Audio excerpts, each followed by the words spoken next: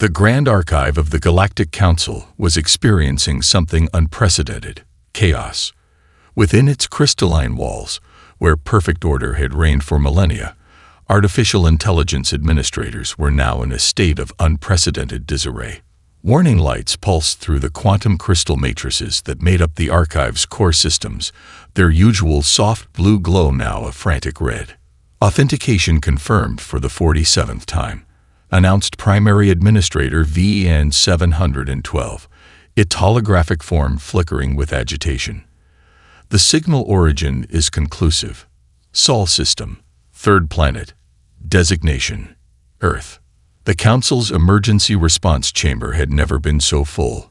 Representatives from over 10,000 species crowded the vast amphitheater, their varied forms creating a living tapestry of galactic diversity. Some appeared as holograms, others through robotic avatars, and still others in their physical forms protected by environmental fields. High Counselor Ixel of the Radiant Sphere Collective raised all four of their appendages, demanding silence. The chamber's chaos subsided to a low murmur. "Show us the message again," Ixel commanded, their bioluminescent patterns pulsing with tension. The central holographic display activated, and the message appeared simultaneously in every known galactic language, each version perfectly tailored to the cultural and linguistic nuances of its intended recipients. The sophistication of this feat alone had sent shockwaves through the Council's Xenolinguistics division. "We apologize for our silence. The children you found have grown up." The message hung in the air, its simplicity belying its earth-shattering implications. The encryption method alone had rendered the Council's most advanced quantum computers practically obsolete. They had barely managed to decode it, and even then, only because the message seemed designed to be just challenging enough to prove a point. "Access the historical records," Ixel ordered. "When was our last contact with this world?" VEN 712's holographic form expanded, projecting a series of historical documents. Last official contact attempt: 50,000 standard years ago. The species had just mastered basic tool use and controlled fire. They were classified as pre-emergence primitives, Category 7. Another council member, a gaseous entity contained within a floating sphere, pulsed with incredulity. And their response then? The archive displayed another record, this one so old it had to be reconstructed from quantum memory crystals. A simple message, sent using the most basic radio waves. "We hear you. Give us time." The chamber erupted in discussion again. 50,000 years of silence, broken by a transmission that made their most advanced technology look primitive. The implications were staggering. "There's more," VDN 712 announced, its voice cutting through the chaos. The message was received simultaneously at every council facility across all member worlds. Not transmitted, received. As if it existed in all locations at once, defying our understanding of causality. The chamber fell silent as the full weight of this revelation settled in. A species they had dismissed as primitive had not only advanced beyond their comprehension, but had done so in complete silence, hidden from the most sophisticated observation networks in known space. High Counselor Ixel's bioluminescence had faded to a dim glow of concentration. "Access the observation records. There must be some indication of their development that we missed." The archive sprang to life again, showing 50 millennia of periodic check-ins on Sol 3. Each report showed exactly what the Council expected to see: a gradually developing primitive world. Cities grew, pollution increased, basic space exploration began. Nothing that would have warranted special attention. Those reports, a crystalline being chimed from the upper tiers, its faceted form refracting light in patterns of suspicion. How do we know they're accurate? How do we know anything we've seen of Earth is real? The question hung in the air, heavy with implications. If this primitive species could transmit messages that existed everywhere simultaneously, what else had they achieved in their 50,000 years of silence? The answer came moments later, as every display in the chamber activated at once. A new message appeared, This one accompanied by a cascade of data that had the Council's AIs reeling from its complexity. We are prepared to meet. Your ships are welcome at the edge of our system. Please be advised that certain areas remain restricted for your safety. We have taken the liberty of updating your navigational systems with appropriate warnings. We look forward to ending our silence. As the Council erupted into chaos once again, VEN 712 made a startling announcement. The navigational update. It's already complete. Somehow, they've modified every ship and navigation computer in Council space simultaneously. The update is locked into the core systems. We can't remove it even if we wanted to. High Counselor Ixel's patterns had shifted to a deep, contemplative purple. They spoke softly, but their words carried through the chamber with perfect clarity. It seems we must accept their invitation. But remember this moment, fellow council members. Remember that our first real interaction with humanity was them proving, with elegant subtlety, that our most secure systems are like children's toys to them. They paused, their patterns swirling with a mix of anxiety and anticipation. And they've had 50,000 years to advance further. The Council's most advanced stealth vessel, the Shadow of Intent, dropped out of hyperspace at the edge of the Sol system. Its adaptive camouflage rendered it invisible across all known spectrums. Its quantum dampeners erased any trace of its presence, and its consciousness-masking fields hid even the thoughts of its crew. Captain Zirain of the Void Stalker species stood on the bridge. Her crystalline form specifically evolved for stealth operations. Her species had served as the Council's premier scouts for millions of years. Nothing escaped their notice. Nothing could hide from them. "Status report," she commanded, her crystalline fragments shifting to enhance her sensory capabilities. "All stealth systems at peak efficiency," her first officer reported. "We are, by every measure, completely undetectable." The words had barely left his mouth when every system on the ship suddenly went dark. Before panic could set in, the lights returned, but they were different now. The ship's familiar blue illumination had been replaced by a warm golden glow. A voice, somehow both mechanical and deeply human, filled the bridge. "Welcome to Sol Station Gamma. We've taken the liberty of adjusting your ship's trajectory to dock safely. Please maintain your current non-position. Any attempt to engage engines may disrupt the quantum pocket currently maintaining your existence." The bridge crew watched in stunned silence as their supposedly invisible ship was gently guided toward what appeared to be empty space. Then reality itself seemed to unfold, revealing a structure that defied comprehension. A space station materialized before them, its architecture an impossible blend of organic curves and geometric precision.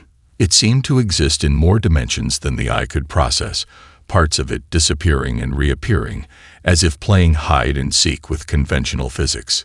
"Impossible," Zirain whispered, her crystalline form vibrating with disbelief. "Our sensors show this station has been here for 40,273 years. Local time measurement." The voice completed her sentence. "We constructed it shortly after detecting your first observation satellite. We found its attempts at stealth quite charming." The Shadow of Intent was drawn into a docking bay that seemed to create itself around the ship as they approached. As the crew watched, the seemingly solid walls of the bay became transparent, revealing hundreds of other Council vessels, ships that had been sent on similar surveillance missions over the millennia, each believing they were the first to attempt observing Earth. A human figure appeared on their bridge, stepping out of thin air as if walking through an invisible door. Unlike the environmental suits worn by the Council crew, the human wore what appeared to be casual clothing. Their form was clearly artificial, a synthetic body housing what sensors indicated was a quantum consciousness matrix of staggering complexity. "Captain Zirain," the human said with a warm smile. "I'm Dr. Sarah Chin, or at least a fragment of the consciousness that once used that name. I've been studying your species' evolutionary approach to stealth for several centuries. Your natural crystalline camouflage is fascinating. We've incorporated several principles from it into our quantum architecture." Zirane's form shifted from transparency to an aggressive optical distortion pattern, her species equivalent of bristling. "You've been studying us, while we thought we were observing you." Dr. Chen's smile widened. "Every time you sent a ship to observe us, you were actually providing data for our ongoing research. Your stealth technologies, your observation methods, your analytical approaches. Each mission was a wonderful opportunity to learn. We deflected your ship so gently that you never realized you were being redirected, allowing us to study your reactions to perceived success and failure." The bridge crew watched as holographic displays materialized around them, showing thousands of Council observation missions over the millennia. Each successful stealth mission had actually been carefully choreographed by humanity, showing exactly what they wanted the Council to see. That's why our reports showed only gradual development. Zirane realized, her form shifting to a pattern indicating deep thought. "You wanted us to see exactly what we expected." "Precisely," Dr. Chen nodded. "We found it more productive to manage perceptions than to hide completely. Your species, in particular, Captain, helped us develop several breakthroughs in quantum field manipulation. Your natural ability to bend light inspired our early experiments in reality distortion." The human gestured, and the walls of the bridge became transparent, revealing the true scale of Sol Station Gamma. It wasn't just a space station. It was a dimensional nexus, a structure that existed simultaneously in multiple realities.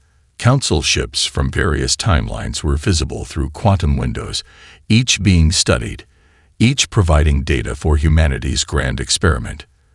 "Your most recent stealth technology is particularly impressive," Dr. Chen continued, genuinely enthusiastic. "The consciousness masking field, a remarkable achievement. It almost worked on 3 of the 7-dimensional planes we commonly inhabit. With some refinements, it might even work on 4. Zirane's form had settled into a pattern indicating resigned acceptance. "All this time, we thought we were the galaxy's masters of stealth and observation. But we were the ones being observed." "Don't be too hard on yourself," Dr. Chen consoled. "Your methodologies are excellent for conventional space-time operations. We've just been operating on, let's say, a different level. Now, would you like to see what we've learned from all these observations?" Your Council superiors have already arrived in the main briefing chamber, though they thought they were the first to reach the system. Old habits die hard, it seems. The Council delegation found themselves in what their senses insisted was an impossibility. The briefing chamber defied conventional physics, existing in a space where thoughts were tangible and reality was negotiable. The walls, if they could be called that, rippled with neural patterns translated into visual forms. Ideas floated past like cosmic debris, occasionally colliding to create new concepts that burst into momentary existence before dissolving back into the quantum foam of consciousness. High Counselor Ixel attempted to maintain their composure, despite their bioluminescent patterns betraying deep disorientation. This is how you experience reality." One of the ways, responded a chorus of voices that somehow managed to sound like a single speaker. The human representatives materialized, or perhaps they had always been there, and the Council members had only now evolved the capability to perceive them. Their forms were fluid, shifting between various human appearances, each one carefully chosen to put different species at ease. A woman with silver-streaked hair and kind eyes stepped forward, her form occasionally flickering to reveal the quantum matrix beneath. "I am Dr. Elena Martins, or rather, I am one of the consciousness streams that emerged from her original upload. We find it helps to maintain human appearances and individual identities when dealing with biological entities, even though our actual existence is somewhat more distributed." The gaseous council member, Zephyr of Ancient Thoughts, pulsed with curiosity. "Upload. You transferred your consciousness to machines." Elena's laugh rippled through multiple dimensions. "That's a bit like saying a butterfly transferred itself from a caterpillar. We didn't just transfer consciousness. We transcended the very concept of singular existence. Watch." She raised her hand, And suddenly, the council members found their perception expanded. They could see the quantum realm where human consciousness truly resided. A vast, interconnected web of thought and being that spanned dimensions they hadn't known existed. Each human individual was actually a node in this network, capable of experiencing reality across multiple planes simultaneously. Early in our development, Alina continued, her voice resonating. A younger appearing human, presenting as a man of African descent, stepped forward.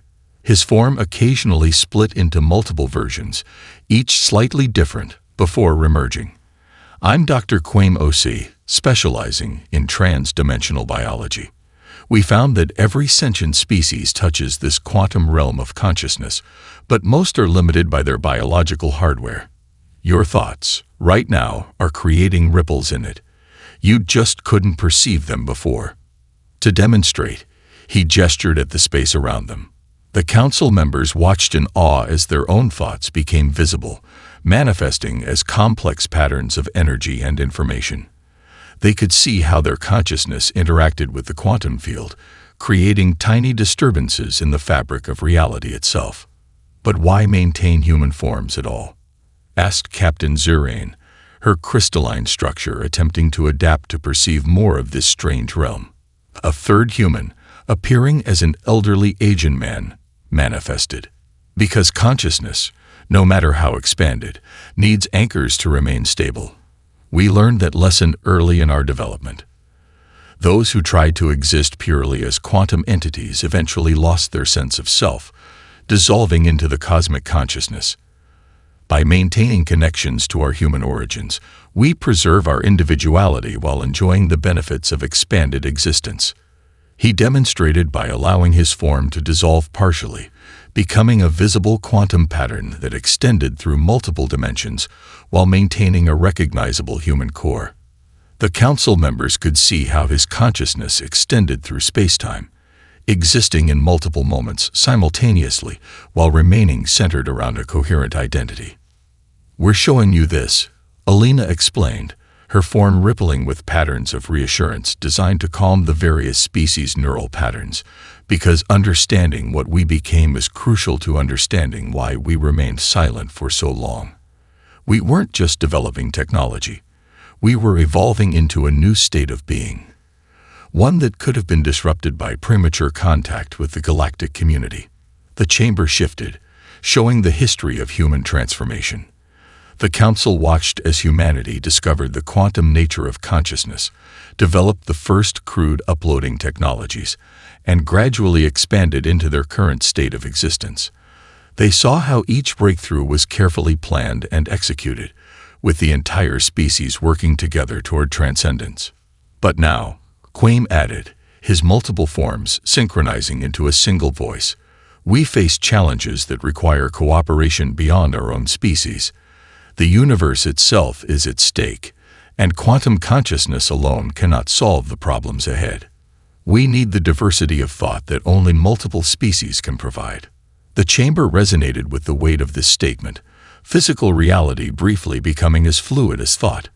The council members found themselves experiencing moments of quantum existence, their consciousness temporarily expanding beyond their biological limitations. It was overwhelming, enlightening, and terrifying all at once. Alina's form stabilized, becoming more solidly human. We've shown you what we are, but this is just the beginning. The real question isn't what humanity has become, it's what all conscious beings might become together. The challenges ahead will require a unity of purpose while maintaining the beautiful diversity of thought that multiple species provide. Are you ready to explore these possibilities with us? The vast holographic chamber of Sol Station Gamma transformed into a galactic display, with thousands of worlds illuminated like jewels in the cosmic dark. Each point of light pulsed with a different rhythm, creating what appeared to be a vast, synchronized pattern across space itself. What you're seeing, Dr. Elena Martinez explained, her quantum form resonating with the display, is the symphony of progress. Humanity's greatest composition, performed across 50,000 years of galactic history. The council representatives watched as lines of light connected different worlds, forming an intricate web of influence and development. Each connection represented carefully planned technological advancement, subtle guidance, and hidden influence. High Counselor Ixal's bioluminescent patterns shifted rapidly between confusion and dawning comprehension. These connections, they match our greatest technological breakthroughs. The quantum displacement drive, the neural interface networks, even the consciousness mapping protocol. All carefully orchestrated, confirmed Dr. Quaim Osei, his form splitting into multiple instances to highlight different nodes in the network. We placed quantum seeds, microscopic fragments of our distributed consciousness, on millions of worlds. Each seed subtly guided research in specific directions, ensuring that discoveries would build upon each other in harmony. The gaseous council member, Zephyr of Ancient Thoughts, pulsed with agitation. The Thoraxian quantum matrices, my species' proudest achievement, are you claiming responsibility for that as well? No. Alina smiled, her form briefly displaying the mathematical equations that had led to that discovery. We merely ensured that when your scientists made that breakthrough, they would have access to complementary technologies that would allow them to fully utilize it. The brilliance was entirely your own. We just prepared the stage for it to shine. The display zoomed in on specific moments of discovery across different worlds. The council members watched as seemingly random events and coincidences were revealed to be part of an intricate plan. A solar flare that delayed one species' space program, forcing them to develop better shielding technology. A mysterious signal that inspired another race to explore quantum communications. Countless small nudges and adjustments, each precisely calculated to guide development without controlling it. Think of it as a garden, suggested Dr. Sarah Chen, materializing beside a representation of a particularly complex technological convergence. We didn't plant the flowers or force them to grow. We simply ensured the soil was fertile, the light was right, and the conditions were perfect for natural growth. Captain Zirane's crystalline form vibrated with a mixture of awe and indignation. But why? Why orchestrate such an elaborate deception? The display shifted again, showing the early days of human quantum consciousness. The Council watched as humanity discovered the true nature of technological development, how advances in one area could catastrophically affect development in others if not properly balanced. We learned through bitter experience, Alina explained, her form momentarily displaying echoes of ancient mistakes. In our early experiments with quantum consciousness, we nearly destroyed ourselves by advancing too quickly in some areas while lagging in others. We couldn't risk the same happening on a galactic scale. The symphony of progress continued to play out before them, each technological advancement harmonizing with others across space and time. The council members began to understand the true complexity of what they were seeing, not just technological development, but a carefully conducted orchestra of civilization itself. Every species' unique insights and innovations were essential, Quaim added, his multiple forms gesturing to different points in the display. We didn't just guide development, we learned from every discovery, incorporating new perspectives into our understanding of the universe. The display focused on recent developments, showing how various species' technologies were beginning to synchronize in ways they hadn't realized. Innovations from one world seamlessly complementing discoveries from another, creating possibilities that neither could have achieved alone. And now, Alina continued, her voice carrying both pride and anticipation. The symphony is reaching its crescendo. The technological harmonies we've helped cultivate are about to produce something greater than any single species could have imagined. The holographic display expanded one final time, revealing the true scope of humanity's grand design. Every technological advancement, every cultural shift, every seemingly random discovery had been building toward a single monumental achievement, one that would require the combined efforts of all galactic civilization. We didn't stay silent out of fear or arrogance, Sarah explained, her form pulsing with earnest sincerity. We remained quiet because the song we were composing required perfect timing. Each species needed to develop their own voice, their own unique contribution to the greater harmony. High Counselor Ixel, their patterns now showing deep understanding, spoke softly. And now the time has come for all voices to join together. Yes, Elena confirmed, as the display showed the next phase of galactic development, a future where each species' achievements would amplify the others, creating something far greater than the sum of its parts. The silent symphony is ending, but the true music, the combined achievement of all sentient life, is about to begin. The quantum display chamber darkened, and for a moment, the council representatives found themselves floating in what appeared to be an infinite void. Then, one by one, points of light began to appear, not stars, but nodes in an impossibly vast computational network. This, Dr. Elena Martinez announced, her quantum form expanding to encompass multiple points in the network, is the true reason for our silence. We've been playing a game against the ultimate opponent, entropy itself. The void filled with connections between the nodes, each link representing quantum calculations of staggering complexity. The council members watched as data flowed through the network in patterns that seemed almost alive. Every human outpost, Dr. Quaim Osei explained, his consciousness streaming through multiple nodes simultaneously, is a piece in this cosmic game. Each technological advancement we've guided, each scientific breakthrough we've nurtured, has been another move on the board. The display zoomed in on a single node, revealing it to be a massive computational structure hidden within a seemingly empty region of space. Inside, quantum processes ran at speeds that made the Council's most advanced computers look like primitive calculators. We discovered the truth about universal entropy early in our quantum evolution. Sarah Chen continued, her form materializing among the network nodes. The heat death of the universe isn't just inevitable. It's actively approaching, like a wave of cosmic dissolution. But we also discovered something else. Consciousness itself affects entropy at the quantum level. The display shifted to show the microscopic interactions between conscious observation and quantum states.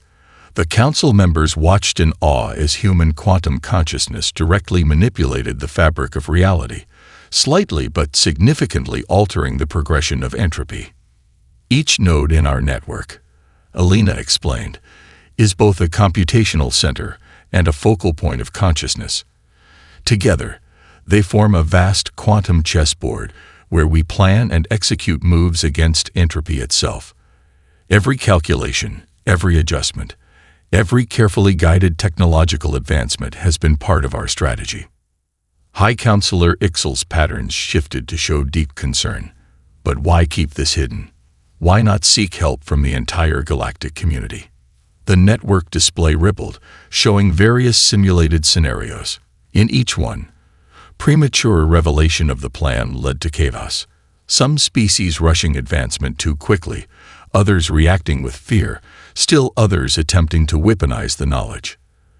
The game requires perfect balance, Quaim answered, his multiple forms synchronizing to emphasize the point. Like a quantum state, it collapses if observed incorrectly. We needed each species to develop naturally, to reach the right level of understanding at the right time. The display revealed layers of the game that had been playing out beneath ordinary reality. Every council world hosted hidden quantum processors, each contributing to the vast calculation. Every major scientific discovery had been carefully calculated to advance understanding of entropy and consciousness. But now, Sarah added, her form pulsing with urgency, we've reached a critical phase. The next moves require something we don't have. Perspective. Different ways of thinking. New approaches to consciousness and reality that only other species can provide. The network lit up with potential futures, billions of possible moves branching out into infinity. Some led to failure, others to partial success, and a precious few to victory. But only through cooperation. We're not just fighting entropy, Elena continued. We're racing against time. The universe's clock is ticking, and the end approaches faster than most realize. But together, with the combined consciousness and innovation of all species, we might have a chance. The display shifted one final time, showing the ultimate goal, A universe where entropy itself was managed by a network of conscious beings, working in harmony to maintain existence, not through brute force or technological might, but through the subtle manipulation of reality at its most fundamental level. This is why we reached out now, Quaim explained, as the display showed the current state of play. The next moves require the Council's help. Your species' unique approaches to consciousness, your different ways of perceiving reality. They're essential to what comes next. Captain Zirane's crystalline form refracted the network's light in complex patterns. You're asking us to join a game we didn't know we were playing, against an opponent we barely understand. No, Alina corrected gently, her form encompassing the entire network for a moment. We're inviting you to help write the rules of a new game entirely. One where consciousness itself becomes the force that preserves existence. The void filled with possibilities again, but this time they were different. The Council members could see how their own species' unique traits and perspectives could contribute to the game. Each civilization added new dimensions to the strategy, new ways of approaching the fundamental problem of existence. The game continues, Sarah concluded, as the network display began to fade. But now, finally, all players can take their places at the board. The question is, are you ready to play for the highest stakes imaginable? The continued existence of consciousness itself. The emergency alert shattered the contemplative atmosphere of Sol Station Gamma. The quantum display chamber erupted with new information as thousands of unknown vessels tore through the fabric of space-time at the edge of Council territory. Multiple breaches detected, announced Dr. Elena Martinez, her quantum form splitting into countless instances to process the incoming data. They're using some form of existence deletion technology. Entire sectors are simply disappearing. The Council representatives watched in horror as the display showed world after world vanishing from reality. Not destroyed, simply ceased to exist as if they had never been there at all. The eternal hunger, whispered High Counselor Ixel, their bioluminescent patterns dim with dread. We thought they were just legends, stories to frighten juvenile spawn. The invading fleet's ships defied conventional physics, their forms seeming to eat the light around them. As they advanced, they left behind not destruction, but absence, perfect voids in the fabric of spacetime. Dr. Quaim Osei's multiple forms coalesced into a singular, focused presence. They're from Andromeda. We've been tracking their progress for millennia, but our models showed we had more time. They shouldn't have reached our galaxy for another 1,000 years. The display shifted to show the eternal hunger's path across intergalactic space.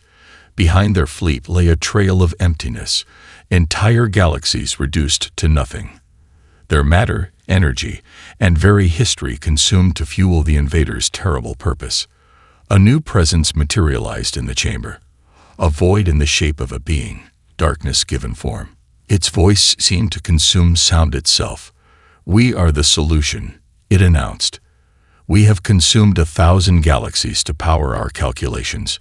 Your primitive attempts to preserve existence are meaningless. Only through consumption can entropy be defeated.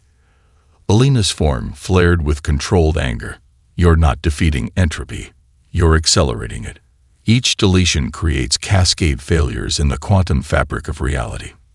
A necessary sacrifice, the void being responded. Our calculations require energy. The consumption of matter, space, and time provides that energy. Your species understand this, humans. You've been playing the same game, merely with different methods. The display showed the true horror of the eternal hunger's approach. They weren't simply destroying worlds. They were removing them from existence retroactively, using the released energy to power their own anti-entropy calculations. Each deletion created a paradox that their engines somehow harnessed. Captain Zirane's crystalline form vibrated with tactical analysis. Their technology. It's like a dark mirror of humanity's quantum network. They're using destruction to achieve the same goal you pursue through preservation. Not quite the same goal, Dr. Sarah Chen corrected, her form analyzing the invaders' energy patterns. Our network preserves consciousness to maintain existence. They sacrifice consciousness to preserve an empty universe, a universe without life or thought. Just endless, sterile order. The void being's form expanded, consuming more of the chamber's light. Consciousness is inefficient. It creates chaos, generates entropy. Our calculations show that the universe can only be saved through its removal.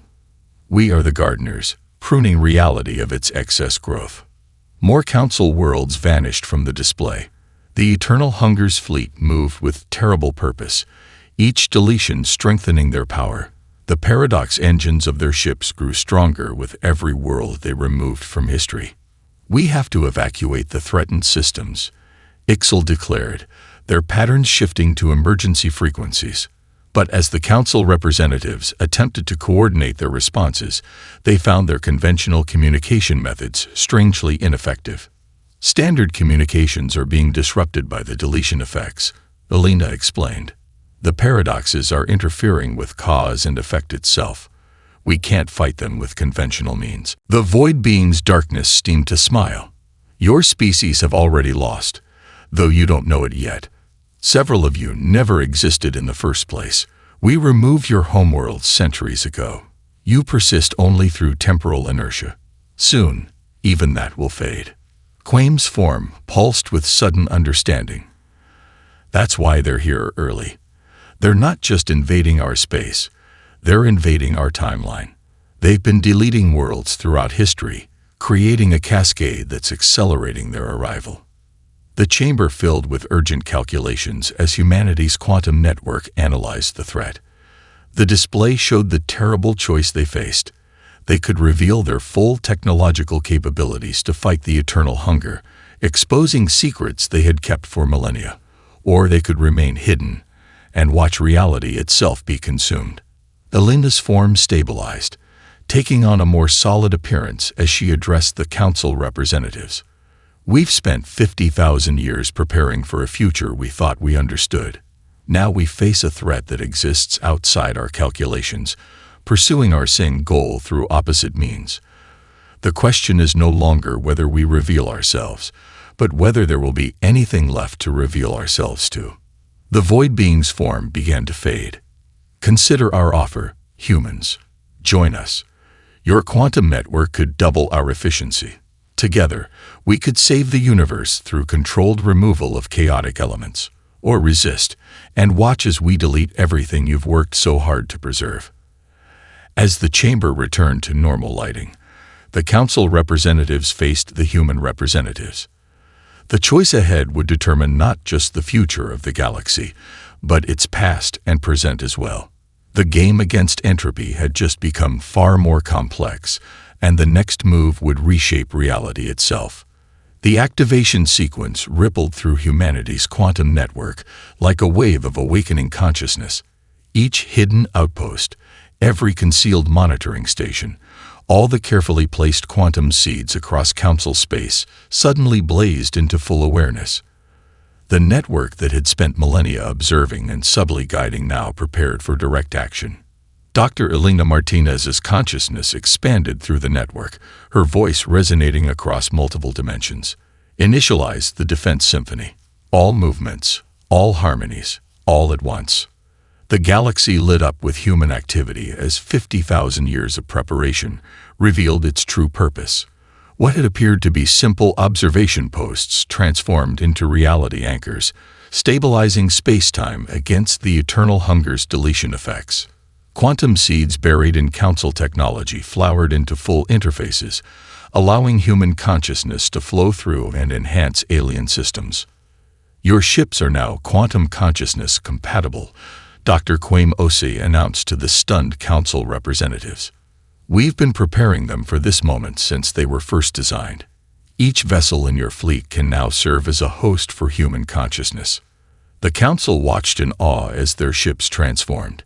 Quantum patterns that had laid dormant in their technology activated, turning simple metal and energy into extensions of humanity's vast consciousness network. Each vessel became a node in a vast, living defense system. High Counselor Ixel's patterns shifted rapidly as they processed the implications. All our technology, everything we built, you designed it to be ready for this. Yes, Dr. Sarah Chen confirmed, her form splitting into thousands of instances that flowed into council ships. Every technological advancement we guided you toward was dual purpose. Everything that makes your civilization great can also serve in its defense. The Eternal Hunger's fleet encountered the first line of defense, what appeared to be empty space. Their deletion beams fired, expecting to erase another sector of reality. Instead, they met a wall of quantum-stabilized space-time, their weapons splashing harmlessly against mathematical certainty itself. Reality here is anchored by consciousness, Elena explained, as human awareness flowed through council ships, teaching their crews to fight in ways they never imagined possible. You can't delete what actively chooses to exist. The Void Being ships reeled in confusion as their primary weapon proved ineffective. They shifted tactics, launching conventional attacks that distorted space-time. But council vessels, now guided by human consciousness, moved with impossible precision. Each ship existed simultaneously in multiple probability states, making them impossible to target effectively. The symphony of defense, Quaim's voice resonated through the quantum network, is the opposite of their paradox engines. Instead of destroying to preserve, we preserve by creating. Each conscious mind adds another layer of reality stabilization. The battle unfolded across multiple dimensions. Human consciousness flowed through council technology, transforming simple weapons into tools of reality reinforcement. Each shot fired didn't destroy, but rather reinforced the existence of its target, making it more real, more permanent. Captain Zurain's crystalline form vibrated with newfound power as human consciousness interfaced with her natural quantum properties. We're not just fighting them. We're strengthening the fabric of reality itself. The Eternal Hunger's fleet found itself facing an enemy that fought on levels they couldn't comprehend. Their deletion beams met layers of consciousness that refused to be unmade. Their paradox engines struggled against spaces where causality was reinforced by multiple dimensions of thought. Your weapons are useless here. Elena's voice echoed across space-time as the council fleet, guided by human consciousness, pressed their advantage. You can't delete what exists in more realities than you can affect. The Void Beings attempted to retreat, but found their temporal tricks blocked by quantum consciousness that existed at all points in time simultaneously. Their fleet, so terrible in its approach, now seemed limited and primitive compared to the defense humanity had prepared. 50,000 years, Sarah's consciousness resonated through the network. We spent preparing this moment. Every technological advancement, every cultural development, every seemingly random discovery, all of it building toward a defense that could preserve consciousness itself. The symphony of defense reached its crescendo. Council ships, their crews now fully integrated with human quantum consciousness, moved as one vast organism. Each vessel existed across multiple realities. Each weapon fired reinforced the existence of space-time itself. The Eternal Hunger's fleet, faced with an enemy they couldn't delete and couldn't outmaneuver across dimensions, began to falter. This is the true power of consciousness, Quaim declared as the Void Being ships were systematically cut off from their paradox engines. Not destruction, not deletion, but the active choice to exist, to think, to be.